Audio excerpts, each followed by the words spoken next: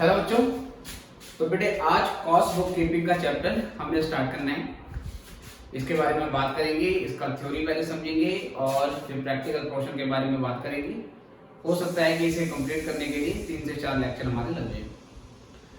तो बेटा cost book keeping का क्या मतलब है, इस चैप्टर में करना क्या है। नॉर्मली बच्चों आपने फाइनेंशियल अकाउंटिंग में पढ़ा है कि जैसे ही कोई ट्रांजेक्शन अकर होती है उसको जनरल एंट्री करते हैं पहले, फिर लेजर में पोस्टिंग होती है, फिर ट्रायल बैलेंस बनाया जाता है और फिर बच्चों उसके बाद फाइनेंशियल स्टेटमेंट मतलब कि trading profit loss balance sheet वगैरह बनाती है। फाइनेंशियल अकाउंटिंग का मेन फंक्शन होता है आउटसाइडर को रिपोर्टिंग करना। ठीक है, फाइनेंशियल अकाउंटिंग आउटसाइडर को रिपोर्टिंग पर्पज के लिए होती है। कॉस्ट अकाउंटिंग के बारे में आपको इतना पता है कि ये डिसीजन मेकिंग के लिए होती है और ये इंटरनल मैनेजमेंट के लिए होती है, ये आउटसाइडर के लिए नहीं होती है। लेकिन कॉस्ट अकाउंटिंग पढ़ने वालों को फाइनेंशियल अकाउंटिंग के जो प्रिंसिपल्स हैं, जो उसके तरीके हैं, उसके बारे में भी नॉलेज होनी चाहिए। क्योंकि अगर कॉस्ट अकाउंटिंग करने वालों को फाइनेंशियल अकाउंटिंग की नॉलेज नहीं होगी तो कोई अगर कॉमन मीटिंग होती है तो कॉमन मीटिंग में फाइनेंशियल अकाउंटिंग के पर्सन क्या बोल रहे हैं उनके समझ में नहीं आएगा। और अगर कॉस्टिंग पर्पज़ के लिए कॉस्ट वालों ने कुछ चीज़ें अगर मैनेजमेंट को समझानी है तो समझाने के लिए भी उनको फाइनेंशियल अकाउंटिंग की नॉलेज होनी चाहिए। तो cost accounting basically decision making के लिए है, मैनेजमेंट को असिस्ट करने के लिए है। लेकिन कॉस्ट अकाउंटिंग में रिपोर्टिंग का थोड़ा बहुत एलिमेंट होता है। कंपनी में जो प्रोडक्ट बनाए जा रहे हैं उसके बारे में मैनेजमेंट को रिपोर्ट करना पड़ता है कि भाई कौन सा प्रोडक्ट में प्रॉफिटेबल है, कौन सा प्रोडक्ट प्रॉफिट कमा के दे रहा है आपको, कौन सा प्रोडक्ट ऐसा है जिसको अब डिसकंटिन्यू करने के बारे में सोचना चाहिए। अपनी जो डिफरेंट बिजनेस लाइन है, जो बिजनेस सेगमेंट है, उसके बारे में भी कई बार रिपोर्टिंग करनी पड़ती है। तो इसलिए क्या होता है कि जिस तरीके से फाइनेंशियल अकाउंटिंग में हम ट्रांजेक्शन को रिकॉर्ड करते हैं वैसा ही कुछ काम कॉस्ट अकाउंटिंग में भी होता है। ज़्यादा नहीं होता लेकिन थोड़ा बहुत होता है। तो इस चैप्टर में हमने ये सीखना है कि अगर फाइनेंशियल अकाउंटिंग की तरह कॉस्ट अकाउंटिंग में हम लेजर मेंटेन कर रहे हैं, हम अकाउंट्स मेंटेन कर रहे हैं, हम ट्रांजेक्शन को रिकॉर्ड कर रहे हैं, तो कॉस्ट अकाउंटिंग के पॉइंट ऑफ व्यू से ये काम किस तरीके से किया जाता है। ठीक है, तो ये बेसिकली इस चैप्टर का बेस है कि अब हम फाइनेंशियल अकाउंटिंग की तरह कुछ जनरल एंट्रीज इस चैप्टर में करेंगे। और तो हमारा आज का जो पहला लेक्चर होगा उसमें हम सीधे जनरल एंट्री के बारे में नहीं आएंगे। आज केवल कुछ और चीज़ें सीखनी है और नेक्स्ट लेक्चर में फिर इसकी जनरल एंट्री भी स्टार्ट हो जाएगी। ठीक है बच्चों, देखें सर। तो जब मैं आपसे कॉस्ट अकाउंटिंग सिस्टम की बात करता हूँ, ठीक है सर, कॉस्ट बुक कीपिंग के अगर मैं सिस्टम के बारे में बात करूं तो कॉस्ट अकाउंटिंग का जो सिस्टम होता है बेटा, ये 2 तरीके के होते हैं। इसमें 2 तरीके के होते हैं। एक होता है आपका non integrated accounting system, non integrated accounting system, जिसको हम interlocking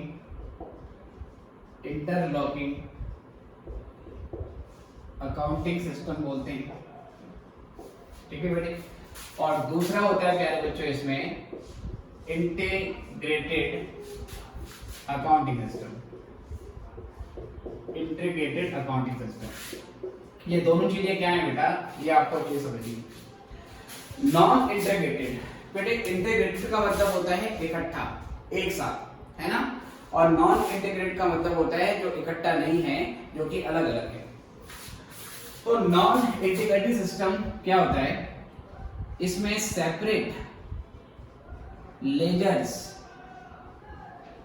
are maintained for cost accounts and financial accounts. ठीक है बेटे, या you can say for cost records and financial records. तो इसमें बेटा अलग अलग बेसिकली काम किया जाता है। इसमें होता क्या है कि आप 2 लेजर बनाओगे। एक लेजर बनाओगे बेटे कॉस्ट लेजर का, जिसमें कॉस्ट अकाउंटिंग के रिकॉर्ड होंगे, कुछ बेटा इसमें फाइनेंशियल लेजर बनेगा, ठीक है सर, ये इसमें भी बनेगा। कॉस्ट लेजर में केवल कॉस्ट अकाउंट से संबंधित रिकॉर्ड लिखे जाएंगे, फाइनेंशियल लेजर में सिर्फ फाइनेंशियल अकाउंटिंग से रिलेटेड रिकॉर्ड रखे जाएंगे, ठीक है सर। कुछ जानकारी ऐसे होती है जो दोनों में होती है, जैसे कि अगर आप मटेरियल परचेज करोगे तो मटेरियल परचेज करने का जानकारी इसमें भी मिलेगा और इसमें भी मिलेगा। कुछ जानकारी केवल इसमें होगी, लाइक अगर आप ओवरहेड को एब्जॉर्ब करवाओगे तो ओवरहेड का एब्जॉर्प्शन उसकी जानकारी सिर्फ कॉस्ट लेजर में होगी। इसमें केवल एक्चुअल में कितने ओवरहेड इनकर हुए हैं उसकी बेसिकली नॉलेज आपको यहाँ पर मिलेगी। कुछ इन्फॉर्मेशन ऐसी होगी जो सिर्फ फाइनेंशियल लेजर में होगी, जैसे कि बेटा पेमेंट ऑफ इंटरेस्ट, अगर लोन लिया है, लोन पे आपने इंटरेस्ट पे किया है तो उसकी जानकारी सिर्फ फाइनेंशियल लेजर में होती है, वो कॉस्ट लेजर में रिकॉर्ड नहीं होती, क्योंकि इंटरेस्ट ऑन लोन का जिससे कि प्रोडक्शन से कोई लिंक नहीं होता है। तो जो ट्रांजैक्शन प्रोडक्शन से रिलेटेड है, जो क्वांटिटी को सर्विस को प्रोवाइड करने के लिए इनकर की जा रही है, वो यहाँ पे रिकॉर्ड करेंगे। तो मैंने कहा कुछ ट्रांजैक्शन लोन में रिकॉर्ड होगी, कुछ केवल इसी में रिकॉर्ड होगी और कुछ केवल सिर्फ इसी में रिकॉर्ड होगी, राइट सर। अल्टीमेटली क्या होगा, जब हमने कॉस्ट लेजर मेंटेन किए और जब फाइनेंशियल लेजर मेंटेन करें, इन दोनों सेपरेट सेट ऑफ बुक से, दोनों अलग अलग लेजर से हम अल्टीमेट नेट प्रॉफिट या लॉस निकालते हैं। तो ये जो कॉस्ट लेजर होगा, यहां से बेटा हम एक नेट प्रॉफिट निकालेंगे पूरे साल के लिए, है ना। जो भी हमारा पीरियड होगा, मतलब क्वार्टरली बेसिस पर या मंथली बेसिस पर, ईयरली बेसिस पर, उसका यहाँ से नेट प्रॉफिट निकाला जाएगा। यहाँ पे हमसे रिकॉर्डिंग करेंगे बेटा, हम इसके आधार पर यहाँ पे भी नेट प्रॉफिट निकालेंगे, ठीक है। अब यहाँ जो नेट प्रॉफिट आया, यहाँ जो नेट प्रॉफिट आया, क्या ये दोनों जगह नेट प्रॉफिट सेम होगा? सोचो बच्चों, क्या यहाँ का नेट प्रॉफिट और यहाँ का नेट प्रॉफिट सेम होगा? सर सेम कैसे हो सकता है? क्या दोनों जगह सेम ट्रांजैक्शन रिकॉर्ड हुई है? मैंने आपको अभी समझाया, कुछ ट्रांजैक्शन दोनों जगह रिकॉर्ड होती है, जैसे परचेज ऑफ मटेरियल। कुछ ट्रांजैक्शन केवल यहीं पे रिकॉर्ड होगी, जैसे एब्जॉर्प्शन ऑफ ओवरहेड। कुछ ट्रांजैक्शन केवल यही रिकॉर्ड होगी, जैसे कि इंटरेस्ट ऑन लोन। तो जब सारे ट्रांजैक्शन यूनिफॉर्म नहीं है तो प्रॉफिट और लॉस एक जैसा कैसे आ जाएगा? इसलिए क्या होता है बच्चों कि यहाँ का नेट प्रॉफिट और यहाँ का नेट प्रॉफिट आपस में मैच नहीं करता। और जब इन दोनों का नेट प्रॉफिट आपस में मैच नहीं करेगा, इन दोनों का नेट प्रॉफिट आपस में मैच नहीं करेगा, तो आपने इसके नेट प्रॉफिट में क्या डिफरेंस आया है, इसके नेट प्रॉफिट में क्यों डिफरेंस आया है, इसको एक्सप्लेन करना पड़ता है। और जब हम डिफरेंसेस को एक्सप्लेन करते हैं तो उसको बोलते हैं रिकंसिलिएशन। रिकंसिलिएशन का मतलब रिकंसिलिएशन का मतलब ही होता है अपने डिफरेंसेस को, अपने अंतर को दूर कर लेना। जैसे कि आपका एक बहुत अच्छा फ्रेंड था, बचपन का फ्रेंड है, अच्छी खासी बातें होती हैं, साथ घूमते थे, साथ खाते पीते थे, साथ सब बेसिकली मतलब कि मजाक वगैरह करते थे, बड़ी अच्छी लाइफ आपको कट रही थी। एक दिन ऐसा हुआ कि कुछ छोटा सा इशू हुआ और आपके दोस्त के बीच में बातचीत होना बंद हो गई। अब 2 दिन बीत गए, 3 दिन बीत गए, आपने कहा यार भाई क्या बात है, ये जैसे मेरा फ्रेंड है, इतने सालों का दोस्त है, पता नहीं ऐसी क्या प्रॉब्लम है कि हमारी बातचीत नहीं हो रही है। तो एक दिन आप उसको फ़ोन करते हो, कहते हो भाई कहाँ है, एक काम करो चलो मिलने आ जाओ, है ना, मिलके बात करते हैं। और फिर आप क्या बोलोगे, लेट्स रिकंसाइल आवर डिफरेंसेस, ठीक है, शब्दों पे जोड़ देना। आपने क्या बोला, लेट्स रिकंसाइल आवर डिफरेंसेस, आओ मिलते हैं और आपने डिफरेंसेस को रिकंसाइल करें। मतलब जो अंतर आ रहा है हमारी बातों में, जो मिसअंडरस्टैंडिंग है, आपके पास कुछ इन्फॉर्मेशन है, मेरे पास कुछ इन्फॉर्मेशन है, दोनों अलग तरीके से इंटरप्रेट कर रहे हैं, जिसकी वजह से डिफरेंस आ रहा है, तो उस डिफरेंस को हम रिकंसाइल कर देते हैं, दूर कर देते हैं। ऐसे ही यहाँ पर होगा प्यारे बच्चों, यहाँ नेट प्रॉफिट कुछ और आएगा, यहाँ नेट प्रॉफिट कुछ और आएगा। अब सर अंतर क्यों आ रहा है उसको एक्सप्लेन करना पड़ेगा। तो उस अंतर को दूर करने के लिए इसमें हम क्या करते हैं सर, इसमें फिर हम बनाएंगे एक रिकंसिलिएशन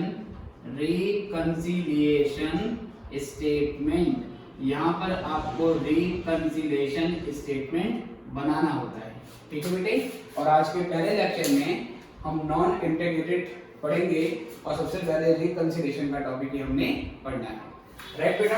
इंटीग्रेटेड में क्या होता है, नॉन इंटीग्रेटेड में क्या था, इसमें कॉस्ट लेजर और फाइनेंशियल लेजर अलग अलग बनाए जाते हैं।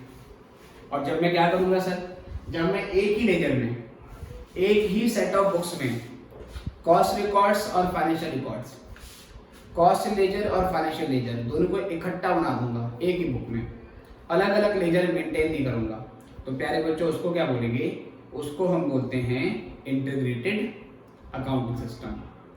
अब क्योंकि इसमें अलग अलग लेजर नहीं बनी है तो क्या प्रॉफिट की दो फिगर आएगी जैसे यहाँ पर दो फिगर आ रही थी? नहीं बच्चों, अब तो एक ही प्रॉफिट आएगा।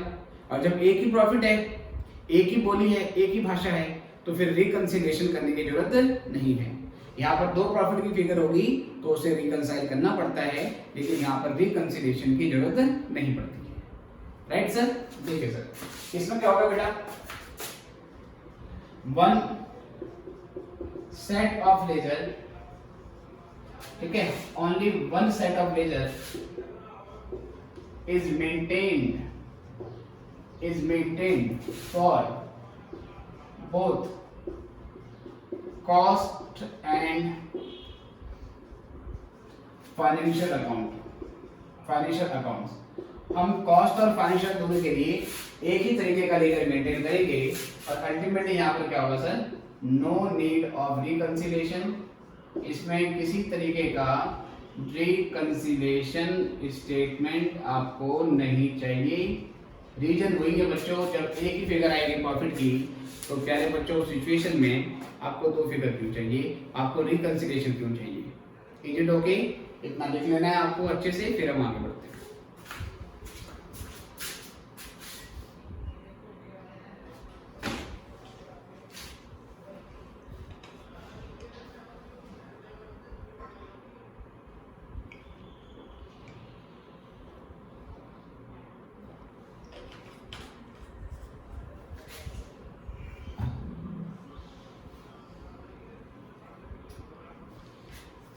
चलिए बच्चों, आई गेस आपने कर लिया है तो यहाँ से आगे बढ़ेगी। आप किसी भी टाइम वीडियो को पॉज करके इसको नोट कर सकते हो बेटा, ठीक है, एनी टाइम।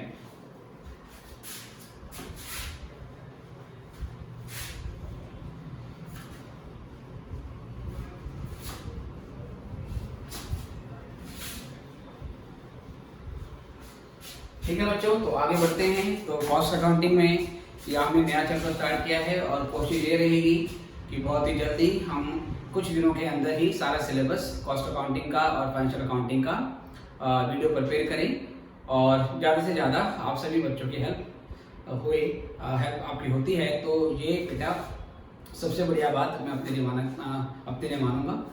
अगर आप इस चैनल को देख रहे हैं और आपको लगता है कि आपके और भी बहुत फ्रेंड्स हैं जिसको शायद इनसे मदद, लेक्चर से मदद मिल सकती है, तो आपसे रिक्वेस्ट है कि आप अपने ज़्यादा दोस्तों के साथ इसको शेयर करें और सब्सक्राइबर बढ़ाएं, क्योंकि मैं वेट कर रहा हूँ कि 1000 सब्सक्राइबर जैसे होते हैं तो बेटा उसके बाद फिर लाइव क्लासेस भी स्टार्ट कर देंगे, जिसमें रिकॉर्डिंग करने का टाइम मेरा बच जाता है, क्योंकि सेम टाइम पे डायरेक्ट हमारी क्लास भी हो जाएगी लाइव और उसी टाइम पे वो लेक्चर रिकॉर्ड हो जाता है।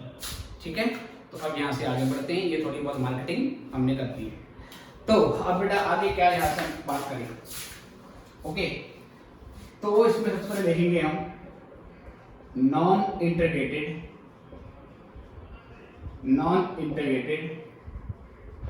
Accounting system. इसमें दो टॉपिक है बेटा, इसमें दो टॉपिक आपको करने हैं, ठीक है सर। इसमें पहला है रिकंसिलिएशन स्टेटमेंट, ठीक है, और दूसरा बेटा इसमें टॉपिक आपको करना है journal entries for recording of transaction. इसका सिंपल जनरल एंट्री लिख लेते हैं। ठीक, दो टॉपिक है, एक इसमें करना होता है रिकंसिलिएशन स्टेटमेंट, दूसरा होता है कि इसमें जनरल एंट्री बनानी होती है। आज की क्लास में हम सिर्फ केवल रिकंसिलिएशन स्टेटमेंट के बारे में बात करेंगे। तो पहले यहाँ से पहला टॉपिक होगा हमारे पास preparation of reconciliation statement. Sir ये रिकंसिलिएशन स्टेटमेंट क्या ये पहले भी कभी सुना है बच्चों? क्या ये पहले भी कभी सुना है? हाँ सर, बिल्कुल सुना है। आपको याद आ रहा होगा, आप पढ़ते थे बैंक रिकंसिलिएशन स्टेटमेंट, जिसमें क्या देखते थे, bank balance as per cash book, bank balance as per passbook दोनों आपस में सेम नहीं होते थे, तो हम कुछ प्लस माइनस करते थे, और प्लस माइनस करने के बाद अगर कैश बुक का बैलेंस दिया था तो हम पासबुक का बैलेंस निकालते थे, और अगर पासबुक का बैलेंस दिया होगा तो कैश बुक का बैलेंस निकालना पड़ता था, है ना। ऐसे हमें कुछ यहाँ पे करना है। हमें नेट प्रॉफिट दिया होगा, कौन सा वाला, या तो नेट प्रॉफिट कॉस्ट अकाउंटिंग के हिसाब से दिया होगा और कुछ इन्फॉर्मेशन दी होगी। तो कॉस्ट अकाउंटिंग के नेट प्रॉफिट में कुछ प्लस माइनस करना पड़ेगा, जिससे फाइनेंशियल अकाउंटिंग का नेट प्रॉफिट हमारे पास आ जाएगा। या प्यारे बच्चों, हमें फाइनेंशियल अकाउंटिंग का नेट प्रॉफिट दिया होगा, कोई ट्रांजेक्शन दी होगी, उसको प्लस माइनस करना पड़ेगा, तो कॉस्ट अकाउंटिंग का नेट प्रॉफिट आ जाएगा। या ये भी हो सकता है कि आपको कॉस्ट अकाउंटिंग का नेट प्रॉफिट और फाइनेंशियल अकाउंटिंग का नेट प्रॉफिट दोनों आपको दिए हो, तो आप दोनों में से किसी भी एक को पकड़ लो, कुछ ट्रांजेक्शन दी होगी, उसको प्लस माइनस करो, अल्टीमेटली आपकी जो फाइनल फिगर आएगी वो उस फिगर से मैच करेगी जो कि क्वेश्चन में आपको गिवन होगी, राइट। तो रिकंसिलिएशन स्टेटमेंट बनाने से पहले सबसे पहले हमें ये समझना पड़ेगा प्यारे बच्चों कि कॉस्ट अकाउंटिंग के नेट प्रॉफिट और फाइनेंशियल अकाउंटिंग के नेट प्रॉफिट दोनों में डिफरेंस किस कारण से आता है। सबसे पहले आपको डिफरेंस की वजह जाननी पड़ेगी, और जब आप डिफरेंस की वजह जान लोगे फिर फाइनली उसके बाद आप बता सकते हो, आप एडजस्टमेंट कर सकते हो कि डिफरेंसेस किस वजह से आ रहे हैं। ठीक है सर। तो पहला यहाँ से टॉपिक आता है, अगर हम यहाँ से बात करें, ठीक है सर। तो यहाँ से हमारी पहली बात करते हैं अगर हम, तो what are the reasons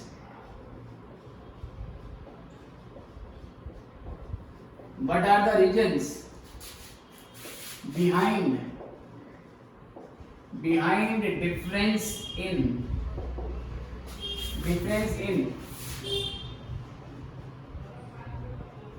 net profit under cost and financial books। Cost और फाइनेंशियल बुक्स की वजह से, कॉस्ट और फाइनेंशियल बुक्स में जो नेट प्रॉफिट निकाला है उस नेट प्रॉफिट में अंतर आने के पीछे क्या क्या कारण होते हैं, क्या रीजन होता है कि दोनों का नेट प्रॉफिट आपस में मैच नहीं करता है। बेटा बहुत सारे रीजन हैं, इसमें पहला आपका पॉइंट आता है प्यारे बच्चों, सिंपल सी बात, वो आती है valuation of stock, valuation of stocks. ठीक है सर।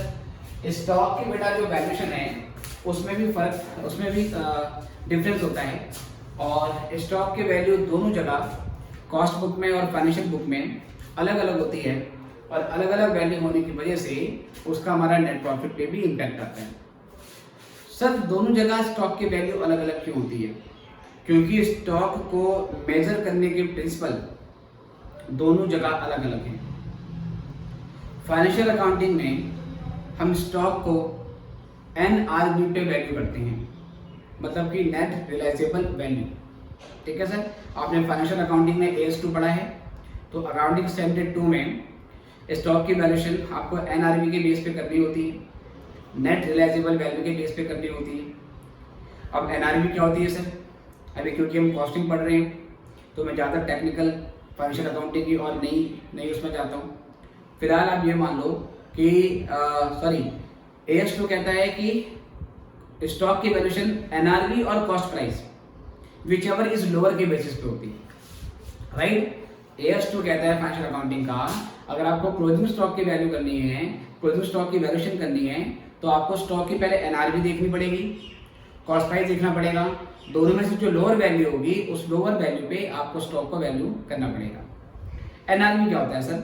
अभी ज़्यादा टेक्निकल हिस्से पर ना जाते हुए मैं मान लेता हूँ कि मान लो NRV का मतलब है मार्केट प्राइस।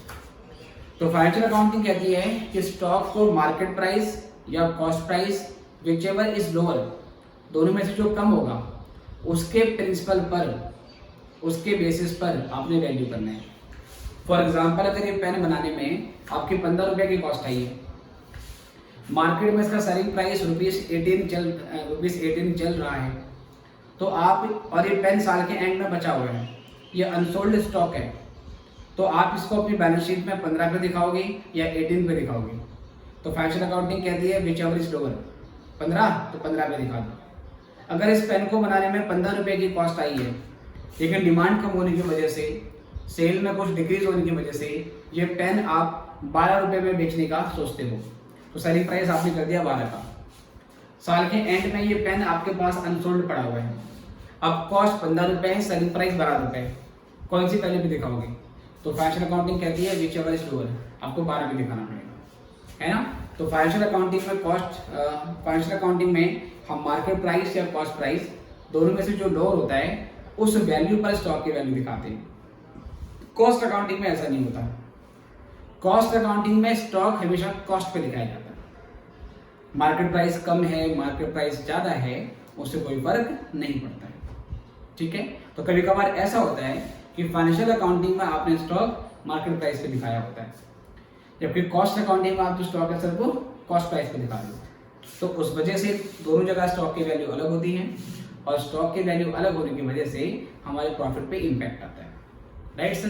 तो पहला आ गया वैल्यूएशन ऑफ स्टॉक। तो ध्यान रखना है आपको, इन फाइनेंशियल अकाउंटिंग में क्या होता है सर, इन फाइनेंशियल अकाउंटिंग या financial accounts stock is valued at cost price or net realizable value whichever is lower, ठीक है बेटा, whichever is lower, दोनों में से बेटा जो कम होगा उस पे लेना है। In financial accounts, stock is valued at cost price or NRV, whichever is lower, right बच्चों? देखिए सर, NRV को आप अभी मार्केट प्राइस समझ सकते हैं। In cost accounts या in cost accounting, in cost accounts, stock is always valued at cost। यहाँ पर क्या होता है बेटा, जो स्टॉक है इसको हमेशा हम कॉस्ट पे वैल्यू करते हैं, ठीक है बेटे, ओके। एक बात आपको और इसमें ध्यान रखनी बेटा, स्टॉक दो तरीके का होगा, या तो ओपनिंग स्टॉक और एक होगा बेटा क्लोजिंग स्टॉक। और स्टॉक को हम फर्दर डिवाइड कर सकते हैं, stock of raw material, stock of WIP, stock of finish goods, ठीक है सर। इस तरीके से वैरायटी में बांट सकते हैं। फिलहाल मैं केवल दो ही वैरायटी बना रहा हूँ, ओपनिंग स्टॉक और क्लोजिंग स्टॉक। हम जो ये टॉपिक कर रहे हैं उस टॉपिक के लिए आपने ओपनिंग स्टॉक को एक्सपेंस आइटम की तरह ट्रीट करना है, और जो क्लोजिंग स्टॉक है सर उसको हम इनकम आइटम की तरह ट्रीट करेंगे। सर ये क्यों कह रहे हो आप, ओपनिंग स्टॉक को एक्सपेंस आइटम क्यों मानेंगे और क्लोजिंग स्टॉक को इनकम क्यों मानेंगे? बेटे फाइनेंशियल अकाउंटिंग में जब आप ट्रेडिंग अकाउंट बनाते हो, ओपनिंग स्टॉक कहाँ पर आता है सर? सर ट्रेडिंग अकाउंट में ओपनिंग स्टॉक डेबिट साइड में आता है ना। तो डेबिट साइड में जितने भी आइटम होते हैं, चाहे वो ओपनिंग स्टॉक हो, चाहे वो परचेजेस हो, चाहे वो वेरियस हो, उन सबको हम एक्सपेंस मान सकते हैं, right sir. Closing stock trading account में कहाँ पर आता है सर? क्रेडिट साइड में आता है, और जो चीजें क्रेडिट साइड में आएंगी उसको हम इनकम आइटम की तरह मान सकते हैं, ठीक है सर। तो ओपनिंग स्टॉक एक्सपेंस आइटम है, क्लोजिंग स्टॉक इनकम आइटम है, ऐसा अभी हमने मान लेना है। एक्सपेंस जितना ज्यादा बढ़ेगा, आप जितना ज्यादा एक्सपेंस दिखाओगे, बताओ उसका प्रॉफिट पे क्या इम्पैक्ट पड़ेगा? सर एक्सपेंस जितना ज्यादा दिखाएंगे, अदर थिंग्स बीइंग इक्वल, हमारा प्रॉफिट कम हो जाएगा, बिल्कुल सही। क्लोजिंग स्टॉक अगर आप ज्यादा दिखाओगे, मतलब इनकम का आइटम ज्यादा दिखाते हो, तो इनकम ज्यादा दिखाने से आपके प्रॉफिट पे क्या इम्पैक्ट आएगा? सर हम इनकम जितनी ज्यादा दिखाएंगे, अदर थिंग बीइंग इक्वल, हमारा प्रॉफिट भी ज्यादा आएगा, राइट सर। तो मेरा कहने का मतलब ये होगा कि ओपनिंग स्टॉक की वैल्यू जहां ज्यादा होगी, जहां आपने ओपनिंग स्टॉक ज्यादा वैल्यू पे दिखाया होगा, तो वहां पर एक्सपेंस आपने ज्यादा दिखाया है, तो वहां का प्रॉफिट ऑटोमेटिकली कम हो जाएगा। क्लोजिंग स्टॉक का उल्टा है सर, जहां पर आपने क्लोजिंग स्टॉक ज्यादा दिखाया होगा, अल्टीमेटली वहां पर इनकम आपने ज्यादा रिपोर्ट करी है, क्योंकि क्लोजिंग स्टॉक को इनकम आइटम मानना है। तो जहां क्लोजिंग स्टॉक ज्यादा होगा, अदर थिंग बीइंग इक्वल, वहां पे प्रॉफिट भी आपका क्या आएगा बेटा? ज्यादा आएगा। ये चीज पहले आपको समझ लेनी है, ठीक है सर। अब ये कहने के बाद कुछ एग्जांपल लेते हैं। सर मान लो ये है कॉस्ट बुक्स, ये हमारी कॉस्ट बुक्स है बेटी, और ये है हमारी फाइनेंशियल बुक्स, ये हमारी कॉस्ट बुक्स हैं और ये बेटे हमारी फाइनेंशियल बुक्स हैं। ठीक है बेटे।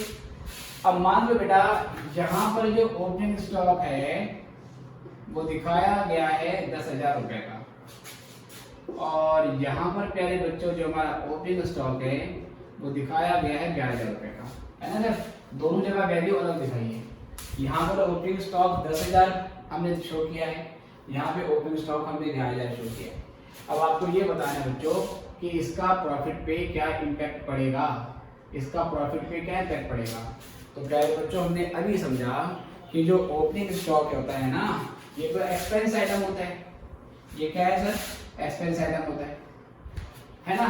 तो यहाँ पर हमने ओपनिंग स्टॉक दिखाया है 10,000, यहाँ दिखाया है 11,000। जहां एक्सपेंस ज्यादा दिखाओगे वहां प्रॉफिट कम हो जाएगा। तो कहाँ एक्सपेंस आइटम ज्यादा दिखा रखा है आपने? सर फाइनेंशियल बुक में, क्योंकि यहाँ पर एक्सपेंस का अमाउंट ज्यादा है तो इसका नेट प्रॉफिट पे क्या इम्पैक्ट पड़ेगा। जहां पर बेटा हमारा जो प्रॉफिट हो जाएगा ये प्रॉफिट कम दिखेगा, लो दिखेगा, यहाँ प्रॉफिट दिखेगा लो। और इसके कंपैरिजन में यहाँ तो प्रॉफिट कम दिख रहा है, यहाँ बेटा क्या होगा, यहाँ पर प्रॉफिट हाई दिखेगा। ठीक है सर, यहाँ प्रॉफिट लो दिखेगा, यहाँ प्रॉफिट हाई दिखेगा। सर लो और हाई कैसे, एक बार दोबारा समझो। मैंने कहा मान लो हमारी इनकम दोनों जगह 20,000 थी, यहाँ भी 20,000, यहाँ भी 20,000, उसमें से एक्सपेंस माइनस करने हैं। तो यहाँ तो एक्सपेंस के नाम पे केवल 10,000 माइनस हुआ है, क्योंकि यहाँ पर ओपनिंग स्टॉक दिखा रखा है 10,000 का, जिसको एक्सपेंस आइटम मानते हैं। तो 20,000 माइनस 10,000, यहाँ पे केवल 10,000 का प्रॉफिट आएगा। वहां पर 20,000 की इनकम है, इनकम से मान लो 20 में से 11 माइनस करेंगे बेटा, वहां पे 9,000 आएगा। तो यहाँ प्रॉफिट 10 दिख रहा है, यहाँ प्रॉफिट 9 दिख रहा है, प्रॉफिट लो हो गया ना। तो ओपनिंग स्टॉक जहां ज्यादा होता है वहां प्रॉफिट कम हो जाएगा, ये आपको ध्यान रखना है। कितने का फर्क आएगा दोनों जगह प्रॉफिट में? दोनों जगह प्रॉफिट की फिगर में कितने का डिफरेंस आएगा? इनमें कितने का अंतर है? 1,000 रुपए का। तो प्रॉफिट में भी 1,000 रुपए का अंतर है, राइट सर। इसका उल्टा बेटा दूसरा केस, फिजिकल दूसरा केस क्या है बच्चों। अगर मान लो कि बेटा क्लोजिंग स्टॉक यहां दिखा रखा है 16,000 का, और यहां बेटा जो क्लोजिंग स्टॉक है वो दिखा रखा है 14,000 का। अब बताओ बच्चों सॉरी, अब बताओ क्या इम्पैक्ट पड़ेगा। सर क्लोजिंग स्टॉक को तो इनकम आइटम मानते हैं, ये जो क्लोजिंग स्टॉक है ये तो इनकम आइटम है, और इनकम जहां ज्यादा होगी वहां प्रॉफिट ज्यादा हो जाएगा। तो इनकम कहाँ ज्यादा है बेटा, यहाँ या यहाँ? साफ सी बात है बेटा, यहाँ जाता है।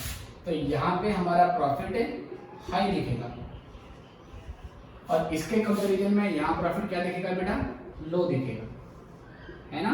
तो दोनों जगह स्टॉक की वैल्यू अलग अलग है, लेकिन क्लोजिंग स्टॉक जहाँ ज्यादा होता है वहां पर प्रॉफिट हाई, और जहाँ पे क्लोजिंग स्टॉक कम होगा वहां प्रॉफिट इसकी तुलना में लो हो जाएगा। ये हाई लिखा है मैंने और ये लो लिखा है। तो आपको पहले ये हाई और लो अच्छे से समझ लेना है कि हर ट्रांजेक्शन का, हर आइटम का प्रॉफिट पे इम्पैक्ट क्या पड़ेगा, प्रॉफिट हाई होगा या लो होगा। एक बार ये हाई और लो आपने समझ लिया, उसके बाद रिकंसिलिएशन स्टेटमेंट बड़े आराम से बन जाता है। ठीक है, तो इतना कर लो पहले, फिर हम यहाँ से आगे बढ़ते हैं।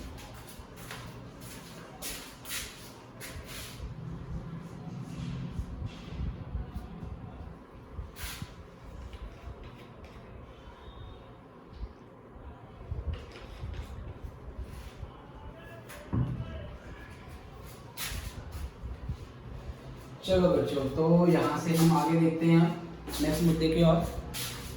तो पहला रीजन हो गया आपका कि स्टॉक की वैल्यूएशन अलग होने की वजह से हमारा प्रॉफिट में इम्पैक्ट आता है।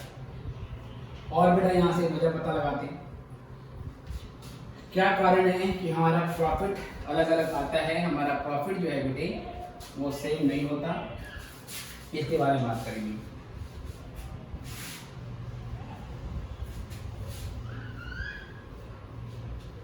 जी बच्चों, यहाँ से अगला हमारा पॉइंट आता है प्यारे बच्चों, अगला पॉइंट यहाँ से हमारा आता है point number 2, difference in amount of overheads. ठीक है बेटी, सच एज डेप्रिसिएशन। सर वो डेप्रिसिएशन भी हो सकता है, इसके अलावा वो और कोई फैक्ट्री ओवरहेड भी हो सकता है, difference in amount of overheads. बेटा ओवरहेड्स क्या होती हैं? ओवरहेड आपकी इनडायरेक्ट कॉस्ट होती है, ये आपको पता है। अब ओवरहेड की अमाउंट भी फाइनेंशियल अकाउंटिंग में और कॉस्ट अकाउंटिंग में अलग अलग होती है। क्यों सर? फाइनेंशियल अकाउंटिंग में हम ओवरहेड एक्चुअल लेते हैं। अगर 1 साल का हमारा पीरियड है तो इस 1 साल के लिए जो एक्चुअल ओवरहेड इनकर हुए हैं, एक्चुअल में जो ओवरहेड पे आपने अमाउंट स्पेंड करी है, वो हम फाइनेंशियल अकाउंटिंग में देते हैं। Right sir? कॉस्ट अकाउंटिंग में क्या होता है? कॉस्ट अकाउंटिंग में क्योंकि आपको डिसीजन मेकिंग करनी होती है, क्योंकि आपको एडवांस में प्राइस कोट करना पड़ता है अपने प्रोडक्ट का, तो आप ओवरहेड की एक्चुअल फिगर आने का वेट नहीं करते। आप पीरियड की बिगिनिंग में ही एक ओवरहेड एब्जॉर्प्शन रेट निकाल लेते हो और उस ओवरहेड एब्जॉर्प्शन रेट के आधार पर आप ओवरहेड को डिफरेंट जॉब से रिकवर करते हो। तो कहने का मतलब ये हुआ कि आप ओवरहेड फाइनेंशियल अकाउंटिंग में एक्चुअल लेते हो, जबकि कॉस्ट अकाउंटिंग में ओवरहेड आप एब्जॉर्प्शन बेसिस पे लेते हो। और एक्चुअल बेसिस का ओवरहेड और एब्जॉर्प्शन बेसिस का ओवरहेड दोनों जगह बेसिकली अलग अलग आता है। और सर ओवरहेड तो एक्सपेंस है, कॉस्ट है ये तो एक्सपेंस है। एक्सपेंस जहाँ ज़्यादा दिखेगा वहाँ प्रॉफिट कम हो जाएगा, एक्सपेंस जहाँ कम दिखेगा बच्चों वहाँ प्रॉफिट ज़्यादा हो जाएगा। Got my point? तो यहाँ से अगर हम आगे देखिए बेटा, difference in amount of overheads के बाद यहाँ से आगे देखते हैं तो क्या बच्चों, इसमें पहला आ गया हमारे पास फाइनेंशियल अकाउंटिंग में एक्चुअल ओवरहेड्स जो इनकर हुए हैं वो ले लेते हैं, एक्चुअल ओवरहेड्स इनकर्ड। राइट बच्चों? और कॉस्ट अकाउंटिंग में प्यारे बच्चों, कॉस्ट अकाउंटिंग में ओवरहेड्स जो हमने एब्जॉर्ब कराए हैं वो लेते हैं। एब्जॉर्ब बोल दो या रिकवर्ड बोल दो, ऑन द बेसिस ऑफ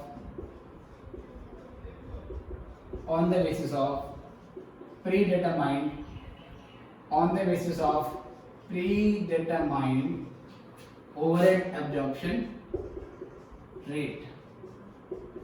ठीक है सर? एक चैप्टर है ओवरहेड जो आप लोगों ने पढ़ा होगा बेटा, वो उसका वीडियो अभी हमने अपलोड नहीं किया है, तो सूनर और लेटर हम ओवरहेड को भी अपलोड करेंगे। ठीक है सर? पूरा कॉस्ट अकाउंटिंग आपका अपलोड होगा। तो फाइनेंशियल अकाउंटिंग में ओवरहेड आप एक्चुअल बेसिस पे लेते हो, कॉस्ट अकाउंटिंग में आप ओवरहेड एब्जॉर्प्शन बेसिस पे लेते हो, और ओवरहेड एक्सपेंस होता है सर। ठीक है? एक्सपेंस ज्यादा प्रॉफिट कम। अब इसका एग्जांपल क्या बनेगा बेटा?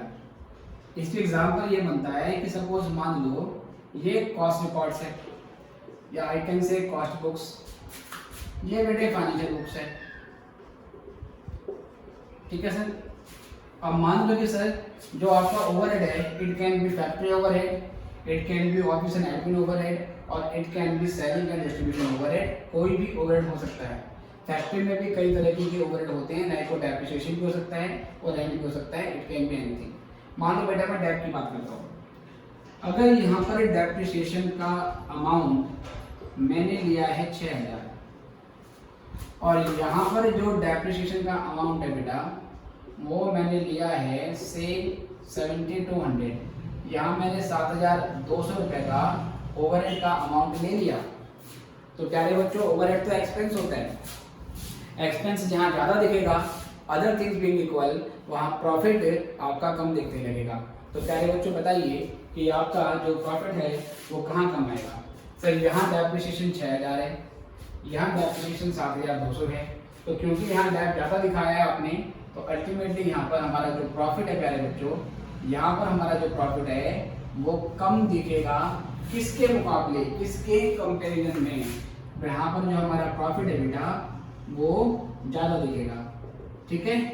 लो और हाई के बदले आप बोल सकते हो लोअर और हाइयर, क्योंकि हम कंपेयर कर रहे हैं तो आप लोअर और हाइयर इस तरीके से बोल सकते हो।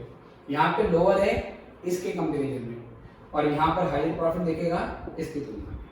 ठीक है सर? तो ओवरहेड की अमाउंट भी दोनों जगह अलग अलग होती है, जिस वजह से प्रॉफिट में अंतर है। इसको भी नोट कर लो पहले।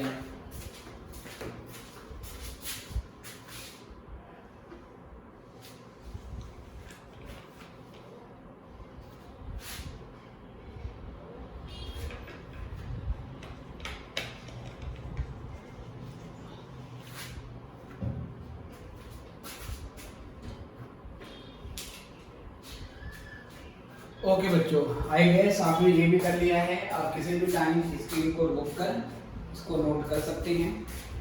तो यहाँ से हम आगे बढ़ेंगे। तो 2 पॉइंट हमने कर लिए। तीसरा मुद्दा यहाँ से आती है।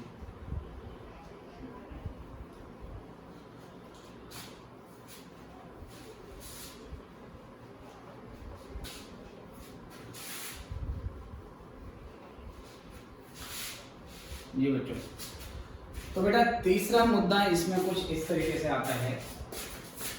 तीसरा मुद्दा इसमें कुछ इस तरीके से आता है। थर्ड पॉइंट, सम ट्रांजैक्शंस या सम आइटम्स बोल सकते हैं हम। Some items are exclusively recorded in financial books only. बच्चों कुछ ट्रांजैक्शन ऐसी होती है जिसको सिर्फ और सिर्फ हम फाइनेंशियल बुक में रिकॉर्ड करते हैं, उसको कॉस्ट रिकॉर्ड्स में या कॉस्ट बुक में प्यारे बच्चों रिकॉर्ड नहीं किया जाता। कुछ ट्रांजैक्शन ऐसी होती हैं सर जो सिर्फ और सिर्फ फाइनेंशियल जगह फाइनेंशियल बुक्स में आपको मिलेगी, कॉस्ट अकाउंटिंग में नहीं मिलेगी। ठीक है सर, जैसे मैंने लिखूंगा इसमें मैं expense items exclusively found in financial books, जिसको हम फाइनेंशियल बुक में रिकॉर्ड कर लेते हैं। कौन कौन से होते हैं प्यारे बच्चों? जैसे कि बेटा मैंने इसमें बोला इंटरेस्ट ऑन लोन। अगर आपने लोन लिया है और उस लोन पे इंटरेस्ट पे करोगे प्यारे बच्चों, तो वो सिर्फ और सिर्फ आपको कहाँ मिलेगा? ये सिर्फ और सिर्फ आपको फाइनेंशियल बुक में मिलेगा। लोन पे इंटरेस्ट का एक्सपेंस आपको कॉस्ट शीट में नहीं मिलता है, क्योंकि उसका प्रोडक्शन से कोई लिंक नहीं होता है। इसके अलावा बेटा आपका हो सकता है यहाँ पे से इनकम पेमेंट ऑफ टैक्सेस, आप टैक्स वगैरह पे करोगे वो इसमें आएगा। Loss on sale of asset, ठीक है सर, कोई असेट आपने बेची है बेटा, उस पर लॉस हो गया है तो वो भी बेटा आपके यहाँ पर नहीं होगा। इसके अलावा लॉस बाय फायर, कोई आग वगैरह जलने की वजह से या फ्लड की वजह से या दंगों की वजह से सामान का नुकसान हो जाता है, तो वो बेटा आप इसमें क्या करते हो? रिकॉर्ड करते हो, लेकिन ये कॉस्ट शीट में नहीं आते हैं सर, एक्सेट्रा। ऐसे बेटा कुछ आइटम्स होते हैं जो एप्रोप्रिएशन ऑफ प्रॉफिट होते हैं, जो प्रॉफिट के ऊपर डिपेंड करते हैं, और वो प्रॉफिट का एप्रोप्रिएशन केवल फाइनेंशियल अकाउंटिंग में होता है, कॉस्ट अकाउंटिंग में नहीं होता। इसमें मैं आगे बोल सकता हूँ जैसे transfer to general reserve, transfer to general reserve, ठीक है sir, dividend paid, dividend paid, donations made, आपको डोनेशन वगैरह देते हो सर, ठीक है सर, जैसे donation to prime minister care fund, तो सर ये डोनेशन हो गए। ये चीजें वैसे एप्रोप्रिएशन ऑफ प्रॉफिट है बेटा, इसको हम एक्सपेंस नहीं बोलें, इसको हम एप्रोप्रिएशन बोल सकते हैं। अल्टीमेटली ये सारी चीजें प्रॉफिट को रिड्यूस ही करती हैं, ये प्रॉफिट की अवेलेबिलिटी को कम करती हैं। डोनेशन मेड एक्सेट्रा ये इसमें आता है। ऐसे बेटा इसी में आता है बैड डेट आता है। बैड डेट आप फाइनेंशियल बुक में रिकॉर्ड करते हो, कॉस्ट बुक में रिकॉर्ड नहीं करते। और तो इस पे भी डिफरेंट क्या है sir, different point of view है। कुछ ऑथर्स को कहना है, मानना है कि बैड डेट को आप सेलिंग एंड डिस्ट्रीब्यूशन एक्सपेंस मान सकते हो, मतलब कॉस्ट शीट में लिखाओगे तो सेलिंग और डिस्ट्रीब्यूशन एक्सपेंस माना जा सकता है। कुछ लोगों का बोलना होता है कि भाई जो ये क्या नाम है कि बैड डेट है, इसको हम कॉस्ट शीट में नहीं दिखाते, ठीक है, क्योंकि ये एक तरीके का लॉस है, और ये लॉस क्योंकि प्रोडक्शन से लिंक नहीं करता तो फाइनेंशियल में आएगा। ऐसे बेटा प्रोविजन फॉर टैक्सेस होते हैं, है ना, और प्रोविजन फॉर बैड डेट होते हैं। ये सारी चीजें आपको केवल फाइनेंशियल बुक्स में देखने को मिलेगी, ये कॉस्ट अकाउंटिंग में देखने को आपको नहीं मिलती। ऐसे इसके अलावा बेटा कुछ इनकम आइटम होते हैं, है ना, यहाँ पे लिखता हूँ इसके बारे में कि income items exclusively found in financial books. कुछ इनकम के आइटम होते हैं जो सिर्फ और सिर्फ आपको फाइनेंशियल बुक्स में देखने को मिलेंगी, आपको सिर्फ और सिर्फ केवल ये फाइनेंशियल बुक में ही देखने को मिलेंगी।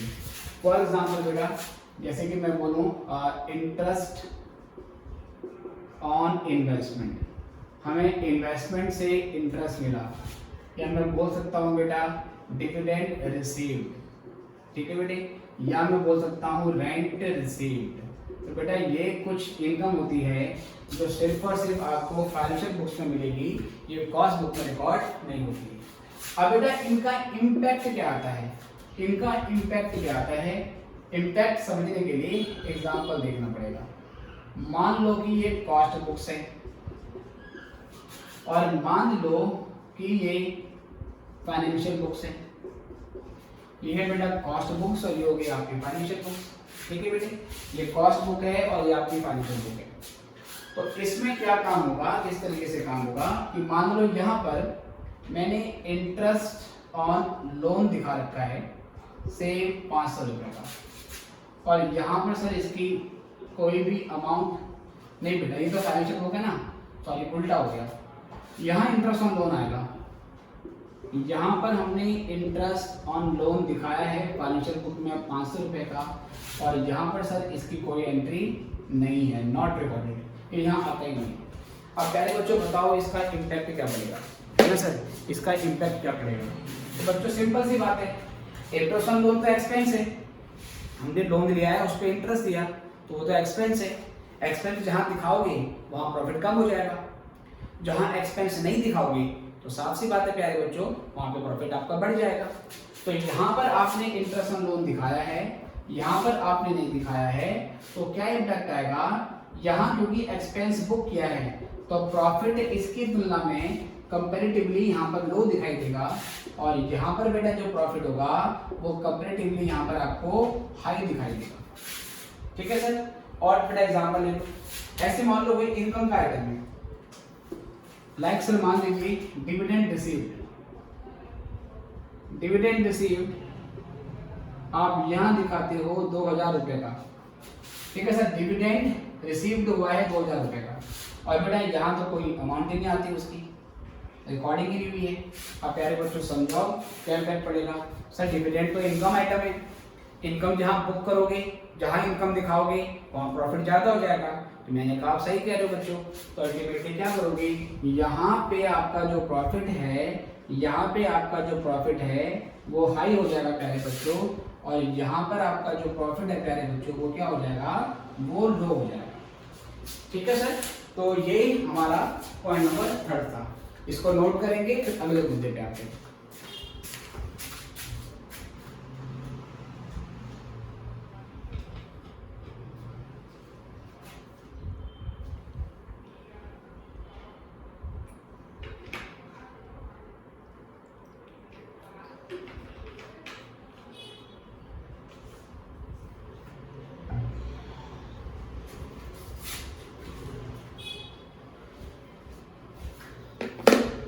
जी प्यारे बच्चों, तो यहाँ से अब हम अगले पॉइंट की ओर आएंगे, point number 4।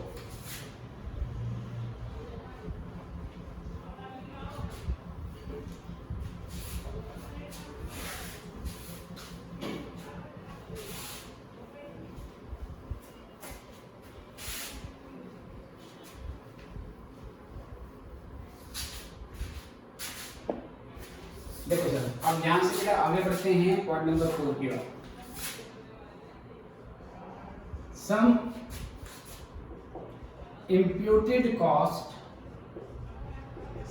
imputed cost are found in cost books only। चौथा बेटा हमारे पास जो रीजन है वो ये है कि कुछ इम्प्यूटेड कॉस्ट होती है। अब सर ये इम्प्यूटेड कॉस्ट क्या होती है बेटा, इकोनॉमिक्स आपने पढ़ी है, ठीक है, इकोनॉमिक्स में हम इम्प्लिसिट कॉस्ट के बारे में बात करते हैं। इम्प्लिसिट कॉस्ट, इम्प्यूटेड कॉस्ट क्या होती है, it is opportunity cost of resources owned and supplied by the producer himself. अगर मैं सपोज मान लीजिए कोई बिजनेस करना चाहता हूँ और मुझे उस बिजनेस के लिए पहले फैक्ट्री खोलनी पड़ेगी, फैक्ट्री के लिए मुझे स्पेस चाहिए होगा, तो मैं क्या करता हूँ सर, फैक्ट्री का स्पेस रेंट पे ले लेता हूँ, फैक्ट्री का स्पेस रेंट पे ले लेता हूँ, उसका किराया पे करूँगा, मेरी जेब से पैसे जाएंगे, आउट ऑफ पॉकेट एक्सपेंस है, तो इसको तो हम एक्सप्लिसिट कॉस्ट बोलते हैं, है ना सर, या क्या बोलेंगे अकाउंटिंग कॉस्ट बोलते हैं। एक्सप्लिसिट का मतलब होता है जो कि एकदम क्लियर हो, ठीक है सर, जो बिल्कुल क्लियर है उसको एक्सप्लिसिट बोलेंगे। जैसे कि मान लीजिए कोई आपको बेटा बहुत पसंद है और आप सीधे बोल देते हो उसको कि आप मुझे अच्छे लगते हो, साफ बोल दिया सर, इसको बोलेंगे एक्सप्लिसिट, ठीक है सर। इम्प्लिसिट क्या होता है, सुनिए ध्यान से, मुझे फैक्ट्री खोलनी है, फैक्ट्री के लिए स्पेस चाहिए, मैंने स्पेस किराए पे नहीं लिया, मेरा खुद का ही घर था जो कि मैंने फिलहाल रेंट पे दिया हुआ था, लेकिन मैंने किराएदार को बोला कि भाई अब मैं यहाँ पर अपना बिजनेस खोलना चाहता हूँ तो आपको ये स्पेस वैकेट करना पड़ेगा। वो चला जाता है और मैं अपने ही प्रीमाइसेस पे अपनी फैक्ट्री चलाता हूँ। अगर मेरी खुद की फैक्ट्री है, मतलब प्रीमाइस मेरा खुद का है, तो क्या मुझे किसी को रेंट देने की जरूरत है? सर रेंट देने की जरूरत नहीं है। तो क्योंकि आप रेंट नहीं दे रहे हो तो वो कॉस्ट बुक पर रिकॉर्ड नहीं होगी, वो कहीं पर आपको दिखेगी नहीं, वो क्लियर नहीं होगी। लेकिन जब आप अपने खुद के स्पेस पर फैक्ट्री ओपन कर लेते हैं तो आप एक अपॉर्चुनिटी सेक्रीफाइस कर देते हैं रेंटल इनकम कमाने का। तो वो जो रेंटल इनकम का लॉस है उसको अब हम इम्प्यूटेड कॉस्ट बोलेंगे। जो बेनिफिट आपने सेक्रीफाइस कर दिया, जो किराया आपने सेक्रीफाइस कर दिया, उसको हम इम्प्यूटेड कॉस्ट बोलेंगे। तो एक्सप्लिसिट तो क्लियर होता है, आप मुझे अच्छे लगते हो, ये एक्सप्लिसिट है। इम्प्लिसिट क्या होता है कि यू लाइक समवन, कुछ नहीं कहते, आंखों आंखों में, चेहरे चेहरे में ये सब क्या करते हो, बताने की कोशिश करते हो, है ना। कभी उसको देख के आंखें मटक जाती है आपकी, या बेटा मुस्कुराते हो बेटा, या दिल की धड़कनें आपकी बढ़ जाती हैं, तो ये इम्प्लिसिट होता है। Implicit means which is something not clear, ऐसी कॉस्ट जो क्लियर नहीं होती। क्लियर क्यों नहीं है? क्योंकि वो बुक में रिकॉर्ड नहीं होती है। कॉस्ट अकाउंटिंग का काम क्योंकि डिसीजन मेकिंग करना होता है, इसलिए कॉस्ट अकाउंटिंग कई बार एक्सप्लिसिट कॉस्ट को तो रिकॉर्ड करती है, लेकिन वो उसके साथ साथ इम्प्यूटेड कॉस्ट को भी रिकॉर्ड कर लेती है। इम्प्यूटेड कॉस्ट का मतलब होता है लॉस्ट बेनिफिट, राइट। तो वो जो लॉस्ट बेनिफिट है वो भी कई बार इसमें इंक्लूड हो जाता है, जो कि फाइनेंशियल बुक्स में नहीं होता। एग्जाम्पल सर, इसका एग्जाम्पल हो गया imputed rent of factory building, imputed interest on capital,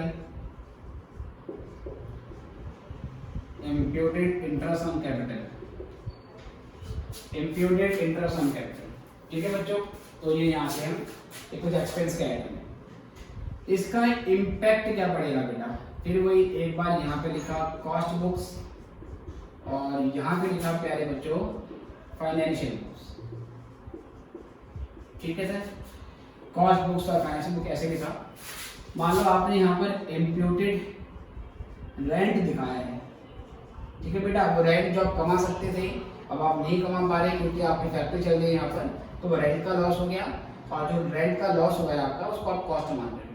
तो इम्प्यूटेड रेंटल जो रेंट है वो आपका 6000 रुपये का है, यहाँ तो दिख रहा है बेटा, लेकिन ये यहाँ रिकॉर्ड नहीं होगा क्योंकि फाइनेंशियल अकाउंटिंग में सिर्फ और सिर्फ एक्सप्लिसिट कॉस्ट रिकॉर्ड होती है, जो कि सोर्स डॉक्यूमेंट से आप ट्रेस कर सकते हो। तो ये यहाँ पे रिकॉर्ड नहीं होगा बेटा, पर यहाँ रिकॉर्ड हो गया है। तो अल्टीमेटली बच्चों होगा क्या? अल्टीमेटली बच्चों होना ये है कि क्योंकि यहाँ पर आपने एक्सपेंस दिखा दिया है और यहाँ आपने एक्सपेंस नहीं दिखाया है, तो क्योंकि ये एक्सपेंस आइटम है, अल्टीमेटली ये आपके प्रॉफिट को कम करेगा। यहाँ से प्रॉफिट कम हो जाएगा बेटा, यहाँ से प्रॉफिट कम हो जाएगा प्यारे बच्चों। यहाँ पर क्योंकि एक्सपेंस रिकॉर्ड ही नहीं किया, तो अल्टीमेटली यहाँ पर प्रॉफिट आपका हाई हो जाएगा। तो पहले आपको ये लो और हाई का कंसेप्ट अच्छे से समझना है। आई होप आपने समझ लिया है। अब हम अगले मुद्दे पे आएंगे, इस पर क्वेश्चन करेंगे प्यारे बच्चों, ठीक है। ये नोट कर लो और मैं 1 या 2 क्वेश्चन कराने की आपको कोशिश करता हूँ। मैं फटाफट से क्वेश्चन ढूंढता हूँ और आप जल्दी से इसको नोट कीजिए।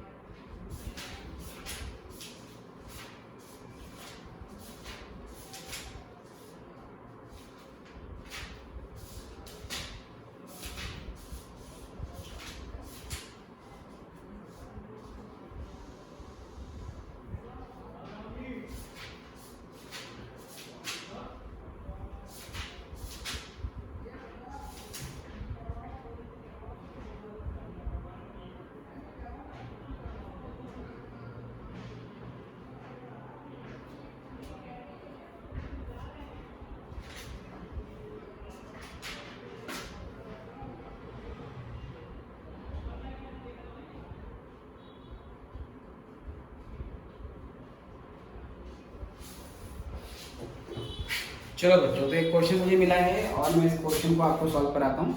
आई गेस एक क्वेश्चन ही काफ़ी होगा।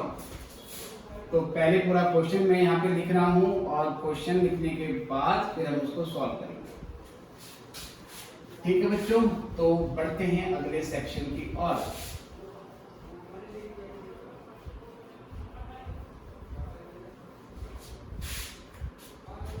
जी बच्चों देखिए,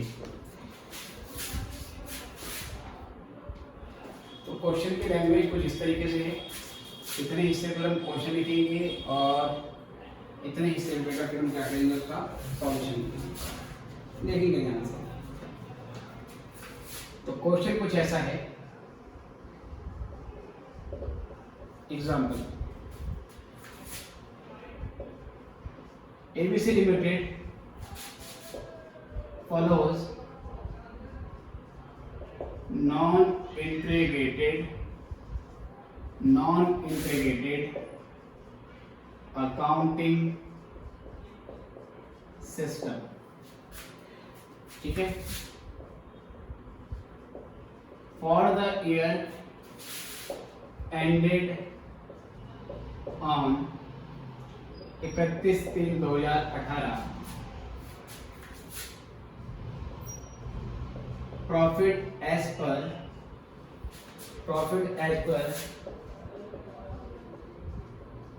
financial accounts was rupees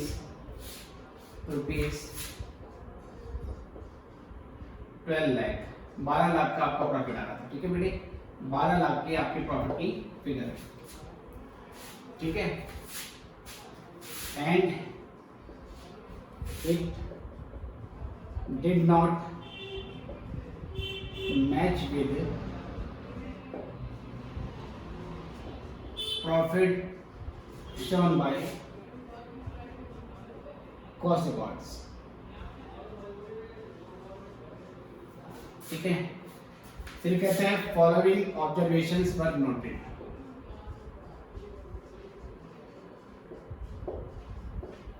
following observations were noted, तो कुछ ऑब्जर्वेशन हमने नोट करेंगे। क्वेश्चन में कहता है पहला point, cost accounts recorded notional rent of rupees 2,10,000। 2,10,000 का उन्होंने नॉशनल रेंट लिया है on owned building premises, on building and premises. उनकी खुद की अपनी बिल्डिंग थी, खुद के अपने कुछ बेटा प्रीमाइसेस थे, मतलब बिल्डिंग के आसपास का एरिया खुद का था, उस पे 2,10,000 का नॉशनल रेंट लिया है। इसका मतलब ये इंक्लूडेड कॉस्ट है। क्वेश्चन में कह रहे हैं factory overheads over absorbed in cost books. ठीक है बेटे, factory overheads over absorbed in cost books by rupees 50,000। आगे क्वेश्चन में कहता है आपको ऑफिस ओवरहेड्स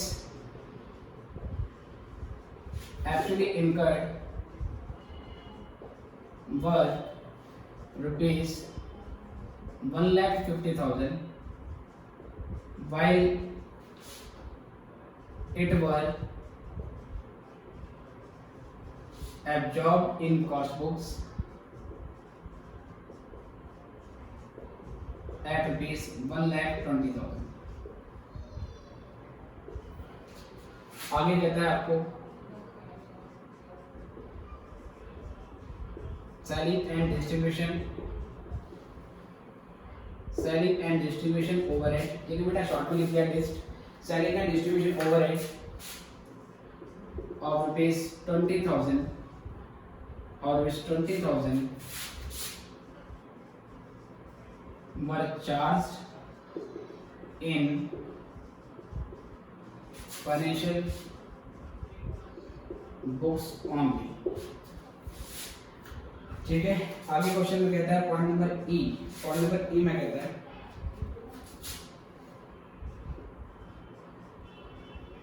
कहता है following receipts not found in cost books. Sir कुछ रिसिप्ट हैं वो कॉस्ट बुक में नहीं है, कौन कौन से sir? Interest on investment, interest on investment ₹1,80,000, transfer fees ₹2,000। ये 2,000 रुपये की आपकी ट्रांसफर फीस। ठीक है बेटी, थोड़ा से पॉइंट और एक सॉल्व करेंगे इसके बाद। पॉइंट नंबर एफ कहता है following expenses were charged to financial books only. कुछ खर्चे हैं जो सिर्फ और सिर्फ आपने फाइनेंशियल बुक में ही चार्ज किए। कहता है इंटरेस्ट ऑन लोन, ये है आपका 15,000। ठीक है बेटा, इंटरेस्ट ऑन लोन ये है आपका 15,000। और उसके अलावा क्या है दोस्तों, इसके अलावा क्वेश्चन में कहता है गुडविल रिटर्न ऑफ 10,000। ठीक है, और उसके अलावा बेटा फाइन्स एंड पेनल्टी ये है 85,000 की। और आखिरी पॉइंट में कहता है point number E F G में क्वेश्चन आपसे कहता है बेटा, कहता है closing stock was overvalued in cost books by ₹25,000 while open stock was undervalued in financial books by ₹4,000। Question आगे कहता है आपसे, आपने प्रिपेयर करना है रिकंसिलिएशन स्टेटमेंट। आपको रिकंसिलिएशन स्टेटमेंट बनाना है। तो बच्चों पहले पूरा क्वेश्चन लिख लेंगे और फिर मैं इसको सॉल्व कराता हूँ। तो फटाफट से आप लोग क्वेश्चन करें, तब तक मैं बंदूक में गोलियां भरता हूँ, मतलब मार्कर में इंक भरता हूँ। जल्दी करो बच्चों।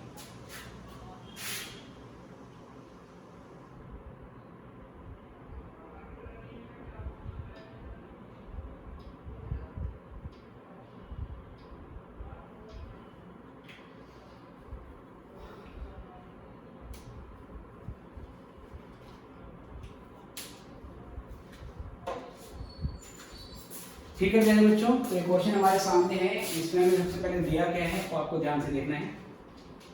हमें इस क्वेश्चन में दे रखा है प्यारे बच्चों profit as per cost account. हमें profit as per financial record दे रखा है। 12 लाख का profit as per financial accounting है और हमें कॉस्ट अकाउंटिंग का नेट प्रॉफिट निकालना है। तो कुछ इस तरीके से आप काम करेंगे बेटे। ठीक है, तो काम किस तरीके से करेंगे उसके लिए पहले आपको देखना पड़ेगा एक तरीके का वर्किंग नोट, जो कि हम इसमें साथ साथ बनाएंगे। तो पहले मैं क्या करता हूँ, पहले मैं एक रिकंसिलिएशन स्टेटमेंट बनाऊंगा। ठीक है सर, रिकंसिलिएशन स्टेटमेंट बना रहे हैं ये हम बनाएंगे सर, और इस तरीके से काम करेंगे इसमें। तो यहाँ पर पर्टिकुलर और फिर सर यहाँ पर अमाउंट। ठीक है, पहले हम यहाँ पे ले लेंगे, आप चाहो तो डबल कॉलम भी लिख सकते हो, कोई दिक्कत वाली बात नहीं है। यहाँ पर पहले लिखेंगे हम net profit from financial accounting या फाइनेंशियल बुक्स या financial account, you can write anything like that. तो 12 लाख रुपए का प्यारे बच्चों आपका यहाँ पर अमाउंट आता है। अब इसको लिख लीजिए बेटा, पहले हम आइटम्स टू बी एडेड, इसमें क्या आइटम आपको ऐड करना है, उसके बाद फिर आइटम टू बी सब्ट्रैक्टेड। तो पहले ऐड होगा या लेस होगा बेटा, ये किस तरीके से होगा, इसके लिए पहले आपको एक चीज करनी पड़ेगी। उसके लिए मैं क्या करता हूँ ना, ये बेटा इतना वाला सेक्शन हटा देता हूँ। क्वेश्चन तो आप लोगों ने नोट कर लिया होगा, आप कभी भी वीडियो को पॉज करके नोट कर सकते हैं। तो मुझे थोड़ा सा वर्किंग नोट भी बनाना है, जिसके लिए मैं इतना वाला हिस्सा हटा देता हूँ, क्योंकि ये मेरे काम का नहीं है। ठीक है सर, तो मैंने क्या कर दिया बच्चों, मैंने इतना हिस्सा हटा दिया। ठीक है सर, आप ध्यान से एक चीज देख रही हैं, आपको ये वर्किंग नोट दिए, ये एक तरीके का रफ वर्क होता है। अभी हम जो करेंगे वो वर्किंग नोट नहीं है, वो पेपर में बना के नहीं आना आपको, ये एक तरीके का रफ वर्क है। ये रफ वर्क या तो आप पेपर में बनाओगे तो सर वो बना के काट देना है ना, या क्वेश्चन पेपर में उसको बना लेना। बाकी आप क्वेश्चन करते करते आपकी इतनी प्रैक्टिस हो जाएगी कि ये रफ वर्क आपके दिमाग में हो जाता है, आपको पेपर में उसको ड्रॉ करने की जरूरत नहीं होती है। और क्योंकि बेटा अभी ये पहले क्वेश्चन है, ये पहला ही क्वेश्चन है, अभी आप छोटे बच्चे हो, अभी आप चूजे हो, तो अभी आपको मुर्गी या मुर्गा बनने में टाइम लगेगा, इसलिए ये रफ वर्क मैं अभी आपको करके दिखा देता हूँ। ठीक है बेटा, कुछ इस तरीके से करना है हमें, कुछ इस तरीके से बात लेके चलनी है। यहाँ पर मैंने इस तरीके से लिखा, एक जगह लिखा कॉस्ट बुक और एक जगह लिखना है बेटा मुझे फाइनेंशियल बुक्स। मैंने इस तरीके से लिख दिया कॉस्ट बुक और फाइनेंशियल बुक्स। सबसे पहले मुझे ये डिसाइड करना होता है कि मुझे किसका प्रॉफिट दिया है, किसका प्रॉफिट मैंने यहाँ पर लिया है और मुझे किसके प्रॉफिट पे पहुँचना है। तो बेटा मुझे फाइनेंशियल अकाउंटिंग का नेट प्रॉफिट पता है, या मैंने ये स्टेटमेंट फाइनेंशियल अकाउंटिंग के नेट प्रॉफिट से स्टार्ट किया है। डेस्टिनेशन क्या है मेरी, मुझे पहुँचना कहाँ पर है सर, मुझे कॉस्ट अकाउंटिंग के नेट प्रॉफिट पे पहुँचना है। अब क्योंकि मुझे कॉस्ट अकाउंटिंग के नेट प्रॉफिट पर पहुँचना है प्यारे बच्चों, तो मैंने क्या करा, कॉस्ट बुक के आगे एक टिक लगा दिया बेटा। ठीक है बेटे, ये एक जुगाड़ है जो आपको ध्यान में रखना है इस क्वेश्चन को करने के लिए। मुझे जिस चीज का प्रॉफिट चाहिए उसके आगे एक टिक लगा दूंगा। तो क्योंकि फाइनेंशियल अकाउंटिंग का नेट प्रॉफिट दिया है मुझे और मुझे कॉस्टिंग पर पहुंचना है, तो मैंने कॉस्ट के आगे टिक लगा दिया। अब ये टिक लगाने से फायदा क्या होगा, अब बस मुझे हर ट्रांजेक्शन में हाई और लो लिखना है।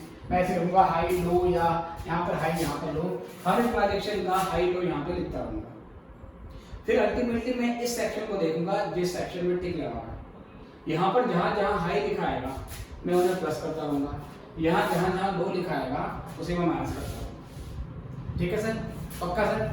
सर टिक इस पे क्यों लगाया एक बार दोबारा बता देते हैं बेटा प्यारे बच्चे, क्योंकि यहाँ पर फाइनेंशियल अकाउंटिंग का नेट प्रॉफिट हमने ले रखा है, निकालना कॉस्ट अकाउंटिंग का प्रॉफिट है, तो जिसका प्रॉफिट निकालना है उसके आगे टिक लगा देंगे। Okay done sir. देखिए कहता है cost accounts recorded notional rent of ₹2,10,000 on old building and premises. क्या बोलना चाह रहा है, अभी मैंने बताया था आपको चोरी वाले सेक्शन में इम्प्यूटेड कॉस्ट के बारे में। इम्प्यूटेड कॉस्ट कुछ नोशनल कॉस्ट होती है जो सिर्फ और सिर्फ कॉस्ट बुक में रिकॉर्ड होती है, फाइनेंशियल बुक में रिकॉर्ड नहीं होती है। तो प्यारे बच्चों हुआ क्या है, ये कहना चाह रहा है हमसे कि एक नोशनल रेंट है, नोशनल रेंट है बेटा कितना, 2,10,000। ये नोशनल रेंट यहाँ दिखाया है बस हमने कॉस्ट बुक में, जहाँ ये रिकॉर्ड नहीं हुआ है। अब बेटा ये जो नोशनल रेंट है ये तो बेटा एक्सपेंस होता है, एक्सपेंस आप जहाँ दिखाओगे वहाँ क्या हो जाएगा सर, जहाँ एक्सपेंस दिखाएंगे वहाँ प्रॉफिट कम हो जाएगा। तो अल्टीमेटली बेटा यहाँ पर आपका जो प्रॉफिट है वो हो जाएगा लो, यहाँ पर प्रॉफिट हो जाएगा आपका कम। अगर यहाँ प्रॉफिट आपका कम हो गया क्योंकि आपने एक्सपेंस दिखाया है, तो यहाँ पर प्रॉफिट क्या हो जाएगा बेटा, हाई।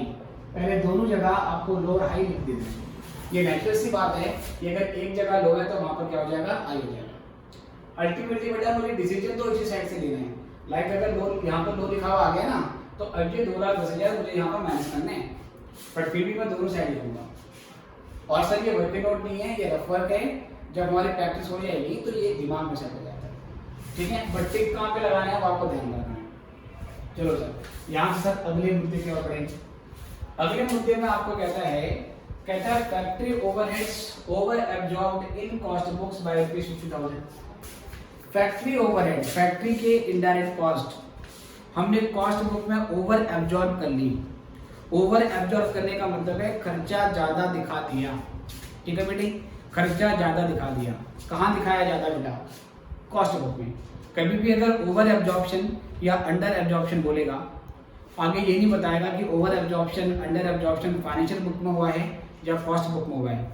तो बेटा आपको हमेशा ये मानना है कॉस्ट बुक में हुआ है, क्योंकि under absorption, over absorption, under recovery, over recovery, ये शब्द केवल और केवल कॉस्ट अकाउंटिंग के संदर्भ में ही यूज किए जाते हैं।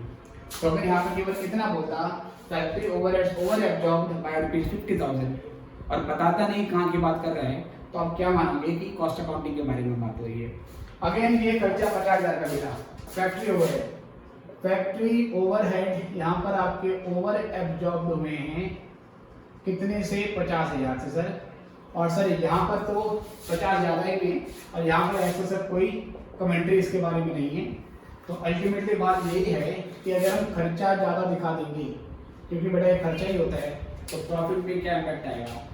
अल्टीमेटली बेटा यहाँ पर आपका जो प्रॉफिट है वो लो हो जाएगा और यहाँ पे बेटे आपका जो प्रॉफिट है वो क्या हो जाएगा? वो बेटा हाई हो जाएगा। आपको पहले दोनों जगह इस तरीके से लिख लेना है, ठीक है? क्वेश्चन पेपर में क्वेश्चन के आगे ही आपको बता देना है कि कहाँ पर हाई लेवल हो जाएगा। ओके प्यारे बच्चों, अब क्या बेटा उसके बाद अगला पॉइंट कहता है office overheads actually incurred were rupees deadline while it were absorbed in cost books at 120। देखो सर, ऑफिस ओवरहेड खर्चा हुआ, एक्चुअल में 1.5 लाख हुआ, लेकिन कॉस्ट बुक में उसको हमने एब्जॉर्ब किया है 1,20,000 रुपये। आप सब ध्यान से सुनिए, जो एक्चुअल खर्चा हुआ है वो तो फाइनेंशियल में आता है, राइट? वो मैंने जो ही बताया। तो एक्चुअल, ये एक्चुअल ना लिख के सिंपल लिख देता हूँ उसको मैं, ऑफिस ओवरहेड यहाँ लिए हैं 1.5 लाख रुपए के, और ऑफिस ओवरहेड यहाँ लिए हैं 1,20,000 की। सर ओवरहेड खर्चा होता है या इनकम होती है? खर्चा होता है सर। तो खर्चा जहाँ ज़्यादा होगा वहाँ प्रॉफिट कम हो जाएगा। बताओ बेटा खर्चा कहाँ जाते हैं? खर्चा यहाँ जाते हैं सर, है ना सर? यहाँ 1.5 लाख है, 1,20,000 है, तो यहाँ प्रॉफिट क्या हो जाएगा बेटा? यहाँ प्रॉफिट लो हो जाएगा। बताओ कितने से बेटे? 30,000 से। और यहाँ पर क्या होगा बेटा? यहाँ पर प्रॉफिट आपका हाई हो जाएगा। बताओ बच्चों कितने से? 20,000 से, right sir? Okay sir. Sir 20 क्यों सर? 30 तो आएगा, 30 आएगा सर, बिल्कुल 20 क्यों आएगा? क्योंकि दोनों जगह अमाउंट में कितने का डिफरेंस है? 30 का डिफरेंस है। तो बेटा ये भी ले लिया मैंने। चलो आगे देखते हैं, ये रफ वर्क है, राइट? ध्यान रखना है आपको। आगे क्वेश्चन में कहता है बेटा आपको point number D, selling and distribution overhead of 20,000 were charge in financial book only. 20,000 का सेलिंग और डिस्ट्रीब्यूशन पे खर्चा हुआ, लेकिन ये खर्चा सिर्फ और सिर्फ आपने फाइनेंशियल बुक में डाला है, ये कॉस्ट बुक में नहीं डाला है। तो इसका क्या इम्पैक्ट आएगा बच्चों?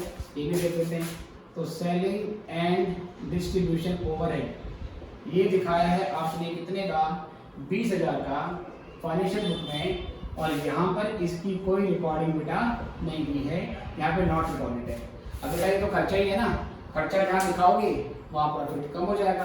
तो अल्टीमेटली यहाँ पर आपका प्रॉफिट लो हो जाएगा, और यहाँ पे खर्चा क्योंकि आपने बुक नहीं किया है, तो यहाँ पे आपका जो प्रॉफिट है वो हाई हो जाएगा। ठीक है बेटे, चलो आगे देखो सर। कह रहे हैं following receipts are not found in cost book. पहले इस क्वेश्चन को थोड़ा सा और मिटा देते हैं बेटा, ठीक है? तो ये ABCD मैंने पढ़ लिया है, क्वेश्चन आपने नोट कर लिया है, तो मैं अब ये भी मिटा देता हूँ। अब यहाँ से आगे देखेंगे, ठीक है सर? यहाँ से आगे देखेंगे। चलो जी, तो क्वेश्चन कह रहे हैं following receipts are not found in cost book. कुछ बेटा रिसिप्ट हुई है, कुछ इनकम हुई है जो कॉस्ट बुक में नहीं हुई है। तो कौन कौन सी बेटा देखो जरा। कहता है यहाँ पर इंटरेस्ट ऑन इन्वेस्टमेंट है, इंटरेस्ट ऑन इन्वेस्टमेंट है, और ट्रांसफर फीस है सर। सर ट्रांसफर फीस क्या होती है? जब आप अपने शेयर्स बेच देते हो ना, जब शेयर्स बेच देते हो तो शेयर, जो शेयर होल्डर है वो चेंज हो जाता है। पहले शेयर होल्डर एक्स था, एक्स ने शेयर वाई को दे दिए, तो शेयर होल्डर वाई हो गया। तो शेयर ट्रांसफर करने के बदले में कंपनी फीस लेती है, एक का नाम काटेगी, दूसरे का नाम चढ़ाएगी, जिसको हम शेयर ट्रांसफर फीस बोलते हैं। ठीक है, कंपनी के लिए इनकम होती है। तो ट्रांसफर फीस और डिविडेंड और इंटरेस्ट की इनकम यहाँ 1,80,000 है, यहाँ बेटा 2,000 है, ये यहाँ रिकॉर्ड नहीं हुआ, अब बेटा ये तो इनकम है, इनकम जहाँ दिखाओगे वहाँ प्रॉफिट क्या हो जाएगा, ज़्यादा। तो यहाँ पर आपका प्रॉफिट हो जाएगा हाई, और यहाँ पर क्योंकि इनकम बुक नहीं हुई बच्चों, तो यहाँ पर प्रॉफिट क्या हो जाएगा, लो। तो पहले ये आपको समझ लेना है। ओके सर, आगे देखते हैं। ये पॉइंट भी हो गया। कहता है following expenses were charged to financial books only. कुछ खर्चे ऐसे हैं जो सिर्फ और सिर्फ फाइनेंशियल बुक में आए हैं। देख लेते हैं बेटे खर्चे हैं ये तो कौन कौन से। इंटरेस्ट ऑन लोन है 15,000 का। गुडविल रिटर्न ऑफ है सर, गुडविल राइट ऑफ करिए आपने बच्चों, कितनी प्यारे बच्चों, 10,000 की। फाइन्स और पेनल्टी लगी है बेटा, कुछ फाइन्स और पेनल्टी। सर कुछ आपने कानून का पालन नहीं किया होगा, है ना सर, लाइक एक्साइज ड्यूटी में या जीएसटी की पेमेंट में कुछ गलती करी होगी आपने बेटे, तो पेनल्टी लग गई, कोई दिक्कत नहीं है, 85,000 की। ये यहाँ रिकॉर्ड नहीं हुई है। अब बेटे ये तो खर्चे हैं, खर्चे यहाँ रिकॉर्ड करोगे वहाँ प्रॉफिट कम हो जाएगा, तो यहाँ पर प्रॉफिट लो हो जाएगा बच्चों, यहाँ पर प्रॉफिट लो। और यहाँ पर प्रॉफिट खर्चा बुक नहीं किया है, तो इसकी तुलना में यहाँ प्रॉफिट क्या दिखेगा बेटा, यहाँ प्रॉफिट दिखेगा हाई। और देख लो सर आगे क्वेश्चन में कहता है closing stock was over valued in cost books by ₹25,000। Closing stock को क्या मानेंगे, मैंने बताया था प्यारे बच्चों आपको इस चैप्टर की थ्योरी के बिगिनिंग में कि हम क्लोजिंग स्टॉक को इनकम आइटम की तरह ट्रीट करते हैं, क्योंकि वो ट्रेडिंग अकाउंट की क्रेडिट साइड में आता है। क्लोजिंग स्टॉक जहां ज्यादा दिखेगा वहां प्रॉफिट ज्यादा आ जाएगा। तो क्या बोल रहा है ये कहता है क्लोजिंग स्टॉक ओवर वैल्यू हुआ है 25,000 से कॉस्ट बुक में, तो यहाँ पर क्लोजिंग स्टॉक आपने हाई कर दिया 25,000 से, यहाँ पर ऐसा कुछ नहीं है सर। तो अल्टीमेटली क्या इम्पैक्ट आएगा, इसका ये इम्पैक्ट आएगा कि यहाँ पर आपका प्रॉफिट हाई हो जाएगा और इसके कंपैरिजन में यहाँ प्रॉफिट आपका लो दिखेगा। कहता है while opening stock was over valued in financial book. फिर बेटा जो ओपनिंग स्टॉक है प्यारे बच्चों, जो ओपनिंग स्टॉक है उसको आपने कम वैल्यू पे दिखाया है फाइनेंशियल बुक में 4,000 से।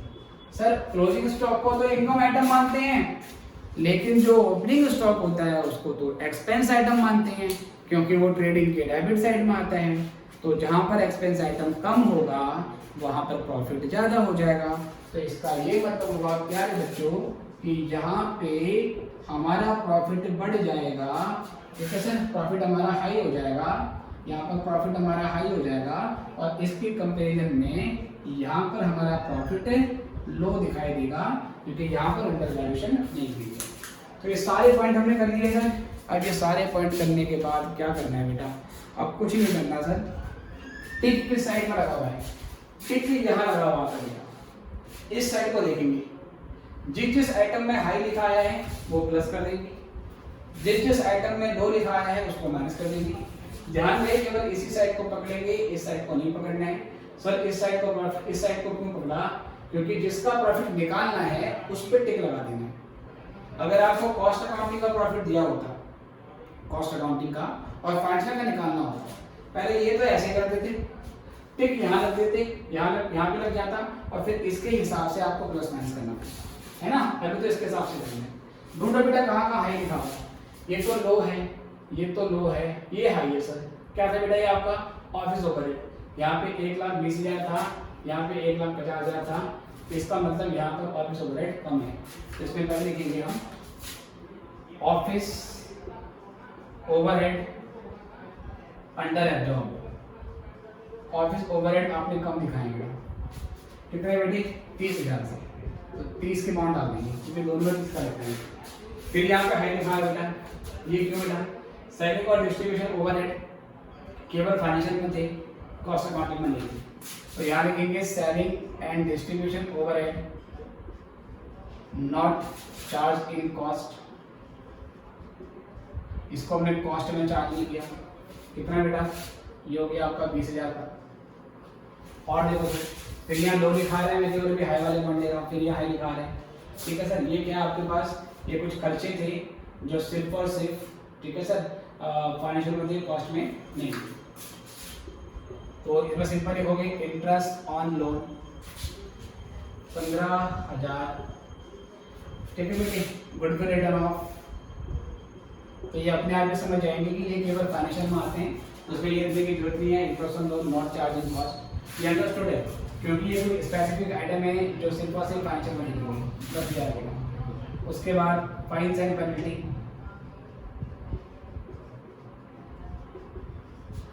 तो ये हो गया बेटा आपका 85,000, ठीक है प्यारे बच्चों।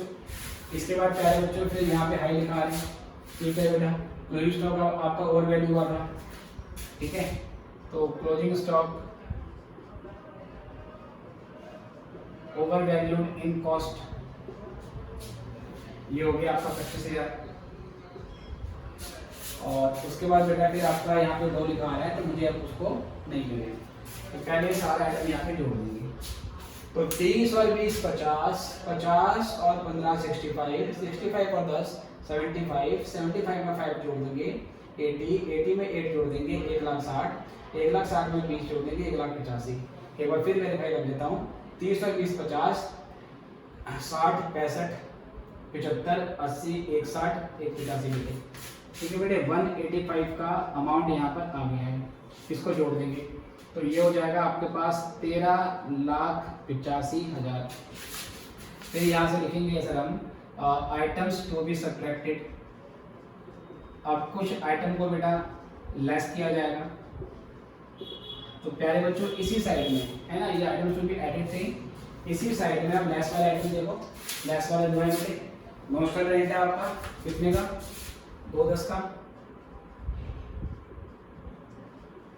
नोशनल रेंट है आपका 2,10,000 का, ठीक है बेटा। और नीचे स्पेस कम बच रहा है तो मैं ऐसा करता हूँ, ये क्वेश्चन बना देता हूँ, इसके आगे ऊपर कंटिन्यू करता हूँ, है ना, आप लोग समझ जाना बेटा, गलती मत करना। तो ये हिस्सा बना देता हूँ मैं, और अब हम यहाँ से आगे कंटिन्यू करते हैं। जी प्यारे बच्चों देखो, नोशनल रेंट केवल यहाँ आया है, तो यहाँ से हम आगे देखें, यहाँ लोग था फिर से हुआ गया बेटा, फैक्ट्री ओवरहेड जॉब है, किसी का भी कंटिन्यू, तो factory overhead job by how much amount is 50,000। इसके बाद प्यारे बच्चों आपका यहाँ पे हाई लिखा हुआ है, ये हाई लिखा है, फिर ये लो लिखा है, ये लो कौन सा था बेटा, इंटरेस्ट ऑन इन्वेस्टमेंट, कुछ इनकम थी जो कि फाइनेंशियल में थी,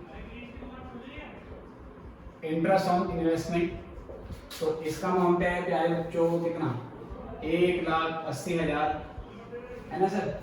और ट्रांसफर फीस है बेटा, ट्रांसफर फीस 2,000।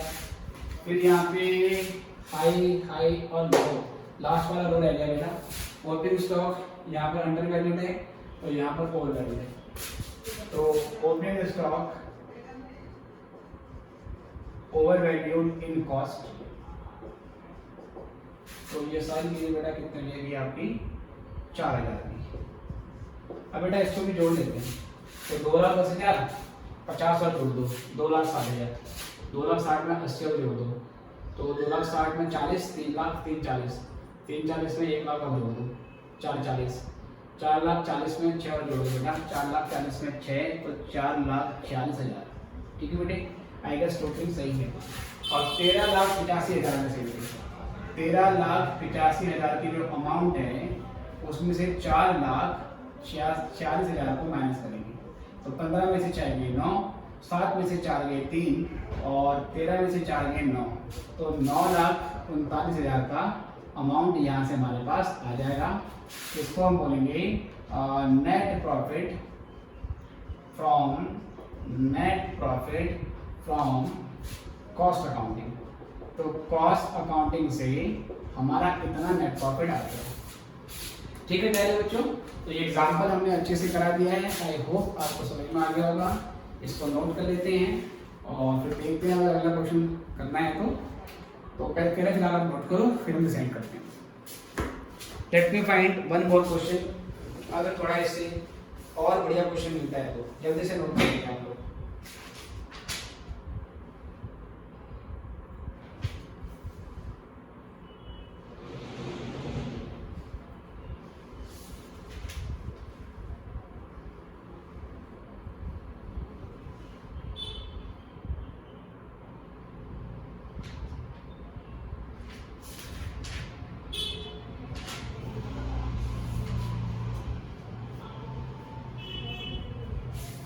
ओके बच्चों, इसी में चलो एक चीज और है, जैसे इसमें हमने अभी रिकंसिलिएशन स्टेटमेंट बनाया। कभी कभार क्वेश्चन कहता है कि आपको रिकंसिलिएशन का अकाउंट बनाना है ना। तो अगर रिकंसिलिएशन अकाउंट बनाना होता तो कैसे करना होता वो भी देख लेते हैं। सबसे पहले तो बेटा ये चीज़ है जो तो आपको करना ही है, ठीक है।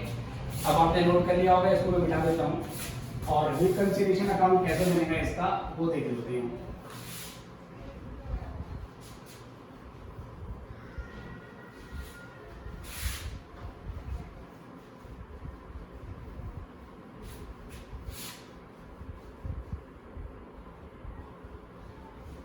जी बच्चों देखिए, तो इसका रिकंसिलिएशन अकाउंट कैसे बनेगा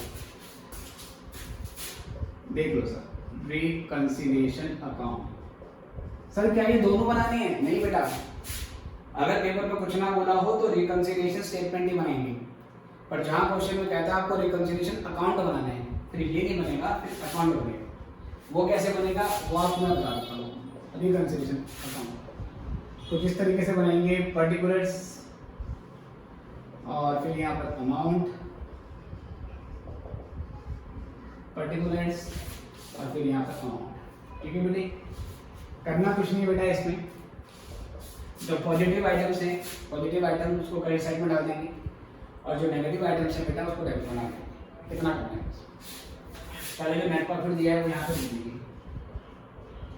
by net profit from financial records. तो ये नेट प्रॉफिट था हमारा 12 लाख का, ठीक है बेटे। और ऐड वाले आइटम यहाँ पे लिखते रहेगा, by office overhead under absorb, ठीक है बेटे। By office overhead under absorb ये हो गया आपका 30,000। और बेटा सेलिंग एंड डिस्ट्रीब्यूशन ओवरहेड, ठीक है, नॉट चार्ज इन कॉस्ट।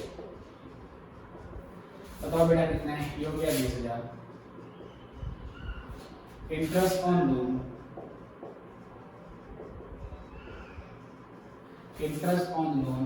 ये हो गया आपका 15,000, ठीक है बेटे। उसके बाद गुडविल रिटर्न ऑफ, इसके अमाउंट होगी बेटा आपकी 10,000। फाइन्स एंड पेनल्टी, ठीक है बेटे, सब में बाय लगा देना, अभी मैं बाय छोड़ देता हूँ इसमें लिखा हुआ। फाइन्स एंड पेनल्टी हो गया 85,000। उसके बाद closing stock over valued in cost, ये हो गया 25,000, ठीक है बेटी। इसके बाद फिर क्या करते हैं यहाँ पर बेटा, ध्यान से देखना है आपको। उसके बाद क्या करना है, जो लेस किया आपने आइटम वो डेबिट बना देंगे। तो नोशनल रेंट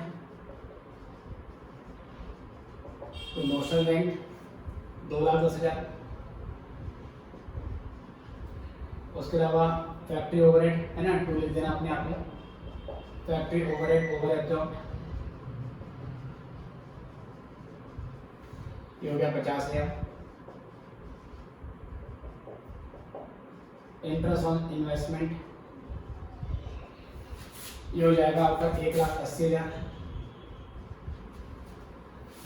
ट्रांसफर फीस, ठीक है बेटी, जो ट्रांसफर फीस है वो आपकी 2,000। और ओपनिंग